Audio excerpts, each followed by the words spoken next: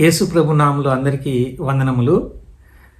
Bible study shorts అనే శీర్షికలో ప్రకటన గ్రంథ ధ్యానాలు మనం ధ్యానం చేస్తున్నాం. ఈ రోజున ప్రకటన గ్రంథం 2వ అధ్యాయము 12వ వచనం నుంచి చదువుకుని ధ్యానం చేయవలసి ఉంది. ప్రార్థనాపూర్వకంగా ధ్యానం చేద్దాం. పెర్గెములో ఉన్న సంఘపు దూతకు ఇలాగు వ్రాయము, వాడి అయిన రెండంచులు గల ఖడ్గం గలవాడు చెప్పు సంగతులు ఇవనగా, సాతాను సింహాసనమున్న స్థలములో నీవు కాపురమున్నావని నేను ఎరుగుదును. మరియు సాతాను కాపురమున్న స్థలములో నాయందు విశ్వాసి అయ్యుండి నన్ను గూర్చి సాక్షి అయిన అంతిపై అనువాడు మీ మధ్యను చంపబడిన దినములలో నీవు నా నామము గట్టిగా చేపట్టి నాయందలి విశ్వాసమును విసర్జింపలేదని నేను ఎరుగుదును. ప్రభు సహాయం కొరకు చిన్న ప్రార్థన చేసుకుని ధ్యానం చేద్దాం. ప్రేమ కలిగిన తండ్రి, చదువుబడిన లేఖన భాగము మా యొక్క వినికిడిలో మాకు ఆత్మీయంగా మేలుకరంగా ఉండులాగున, మీకు మహిమకరంగా ఉండులాగున, మిమ్మల్ని స్పష్టంగా తెలుసుకోవడానికి సహాయం చేయమని యేసుక్రీస్తు ప్రభువు పేరట స్తోత్రములు చెల్లించుకుంటూ ప్రార్థిస్తున్నాము తండ్రి, ఆమెన్. ప్రభునందు ప్రియమైన సోదర సోదరులారా, పెర్గెము అనేటువంటి ఈ పట్టణం కూడా రోమా సామ్రాజ్యంలో ఒక మంచి పట్టణంగా ఉంది. ఈ పట్టణంలో అన్య దేవతల ఆరాధన ఎక్కువగా ఉంటూ రోమా సామ్రాజ్యంలో ఉన్నటువంటి చక్రవర్తులను వారిని శిలలుగా ఏర్పాటు చేసి ఆ యొక్క శిలలకు ఆరాధన చేసేటువంటి పరిస్థితులు మనం అక్కడ చూస్తాము. అంతేకాకుండా పెర్గెము పట్టణంలో ఒక చీకటి హాల్ని ఏర్పాటు చేసి అందులో విషపూరితమైనటువంటి పాములు కాకుండా, హానికరమైన పాములు కాకుండా ఉన్నటువంటి వాటిని విడిచిపెట్టి అవి ఎక్కడంటే అక్కడ తిరగడానికి అనుకూలంగా ఆ పాములు ఆ హాల్లో తిరుగుతూ ఉంటే ఎవరైనా అనారోగ్యంతో ఉన్నటువంటి వాళ్ళు ఆ చీకటి హాల్లోనికి వెళ్ళి వాళ్ళు అక్కడ పడుకుంటే ఆ పాములు వారిని స్పర్శిస్తే వారికి ఆ రోగం పోతుంది అనేటువంటి మూఢ నమ్మకం కూడా ఆ పెర్గెము అనే పట్టణంలో ఉంది. అలాంటి ఆ పట్టణాన్ని గురించి దేవుడు మాట్లాడుచు తెలియచేసిన మాట ఏమిటంటే, రెండంచులు వాడి అయిన రెండంచులు గల ఖడ్గము గలవాడు చెప్పు సంగతులు అని చూస్తున్నాం. దేవుని నోట నుంచి వచ్చేటువంటి రెండంచులు వాడి కలిగిన ఖడ్గము అనేది మనం గమనించినప్పుడు దేవుని అధికారానికి, దేవుని పక్షపాతం లేని తీర్పుకు సాదృశ్యంగా మనము గమనిస్తున్నాం. సాతాను సింహాసనం ఉన్న స్థలములో నీవు కాపురమున్నావని నేను ఎరుగుదును అనంటే, ఆ దినాల్లో అలాంటి పట్టణంలో క్రీస్తు ప్రభు యొక్క సువార్త విరివిగా వ్యాప్తి చెందినందువలన అక్కడ దేవుని సంఘము అనేది ఉంది. ఎలాంటి స్థలంలో ఉంది అని దేవుడే చెప్తున్నాడంటే, సాతాను కాపురం ఉన్న స్థలము అని అంటున్నాడు. ఆ స్థలంలో నా కొరకు ఆ భక్తుడు, ఆయన నా కోసం హతసాక్షి అయ్యాడు, అంతిపయ అనువాడు, అలాంటి వాని యొక్క మంచి సాక్ష్యాన్ని కూడా నీవు కలిగి ఉన్నావు, అది కూడా నాకు తెలుసు అంటున్నాడు. ఈ లోకంలో పాపభూయిష్టమైనటువంటి లోకంలో, ఈ లోక నాథుడిగా పిలువబడుతున్నటువంటి సాతాను ఏలుతున్నటువంటి ఈ లోకంలో యేసుక్రీస్తు ప్రభు మనందరి పాప శిక్షని ఆయన పాపం లేని శరీరం మీద వేసుకొని మన శిక్షను సిలువలో భరించి రక్తాన్ని చిందించడం ద్వారా ఆ పరిశుద్ధమైన రక్తంలో విమోచించబడిన దేవుని ప్రజలమైన మనము అనేక ప్రాంతాలలో చెదిరినటువంటి వారంగా ఉంటూ ఒకే దేవుని ఆరాధన చేస్తూ స్థానిక సంఘాలుగా మనము ఏర్పడి ప్రభువుని ఆరాధన చేస్తున్నాము. లోకంలో ఉన్నటువంటి పరిస్థితులు మనకు అనుకూలంగా ఉండవు. అలాంటి స్థలంలో ఉండి కూడా దేవుని కొరకు నమ్మకంగా జీవిస్తున్నామని దేవుడు మెచ్చుకుంటూ ఉన్నాడు. అదే సమయంలో 14వ వచనంలో, అయినను నేను నీ మీద కొన్ని తప్పిదములు మోపవలసి ఉన్నది, అవేవనగా విగ్రహములకు బలి ఇచ్చిన వాటిని తినునట్లును, జారత్వము చేయనట్లును, ఇశ్రాయేలీలకు ఉరియొడ్డుమని బాలాకునకు నేర్పిన బిలాము బోధను అనుసరించువారు నీలో ఉన్నారు అని తప్పు ఒకటి దేవుడు పెర్గెము సంఘానికి ఎలాగైతే మోపుతూ ఉన్నాడో, 7 సంఘాలను గురించి దేవుడు వ్రాయించినటువంటి ఈ పుస్తకాన్ని మనం చూస్తే సంపూర్ణమైనటువంటి దేవుని సంఖ్యగా సర్వలోకములో ఉన్నటువంటి ఆయన రక్తం ఇచ్చి కొన్నటువంటి ఆ సంఘము అందులో ఉన్నటువంటి బలహీనతలను పెర్గెములో ఉన్నట్లుగానే ఈ లోకంలో కూడా మన మధ్యలో కూడా ఉంటాయనేటువంటి మాటలను దేవుడు తన యొక్క వాక్యంలో హెచ్చరిక చేస్తున్నాడు. ఎందుకు అనంటే ఒక ప్రక్కన మెచ్చుకుంటూ హెచ్చరిక చేస్తూ గద్దిస్తూ ఆదరిస్తూ నడిపిస్తున్నటువంటి వాడుగా ప్రోత్సాహం చేసే దేవుడుగా ఎందుకు ఈ పెర్గము సంఘంలో ఆయన ఈ రీతిగా మాట్లాడుతున్నాడు అనంటే మన యొక్క పరిస్థితి కూడా ఎలాగునుందో మనం పరీక్ష చేసుకోవాలి.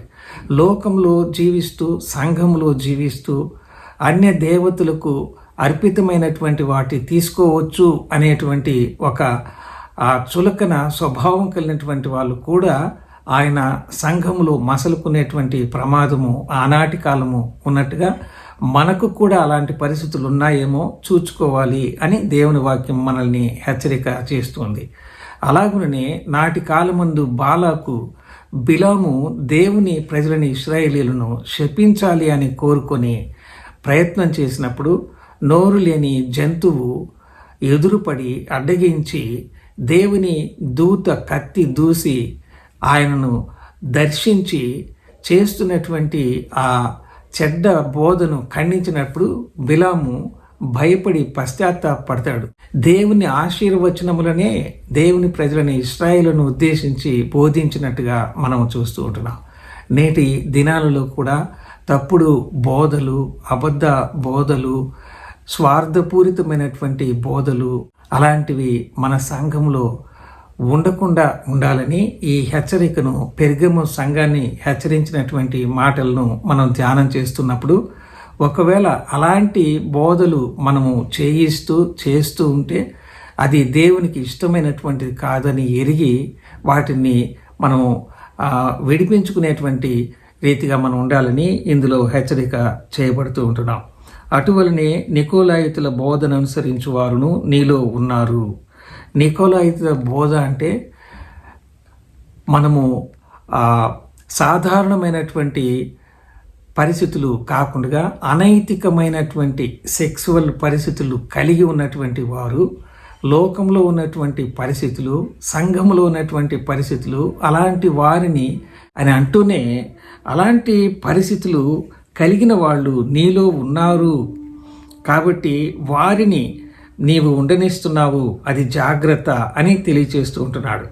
కాబట్టి మన జీవితాల్లో మనమున్నటువంటి స్థానిక సంఘాల్లో ఎవరి పరిస్థితులు ఎలాగున్నాయో మనకు తెలియదు. కానీ అందుకనే స్పష్టమైన దేవుని వాక్యాన్ని ఈ రీతిగా మనం వచనం వెంబడి వచనం చదువుకుంటూ ధ్యానం చేసినప్పుడు నాలో కానీ మీలో కానీ ఇట్లాంటి పరిస్థితులు పెర్గెములో ఉన్నటువంటి పరిస్థితులు ఉంటే సరిచేసుకోవాలనేటువంటి ఒక మంచి ఉద్దేశంతోనే మనము ఈ బైబిల్ ధ్యానం చేస్తూ ఉంటున్నాం.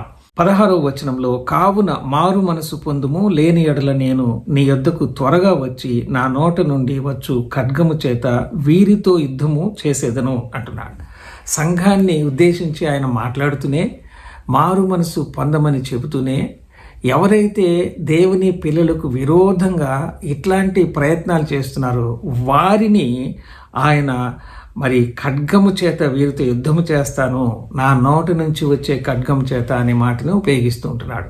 అనగా దేవుని యొక్క గద్దింపుని దేవుని పిల్లలకు కాదు కానీ దేవుని పిల్లలకు వ్యతిరేకంగా ఆలోచన చేస్తున్నటువంటి వారు ఎవరైనా ఉన్నట్లయితే అలాంటి వాళ్ళకి నా నోటి నుంచి వచ్చే ఖడ్గము ద్వారా యుద్ధమే చేస్తాను అని చెప్తున్నాడు.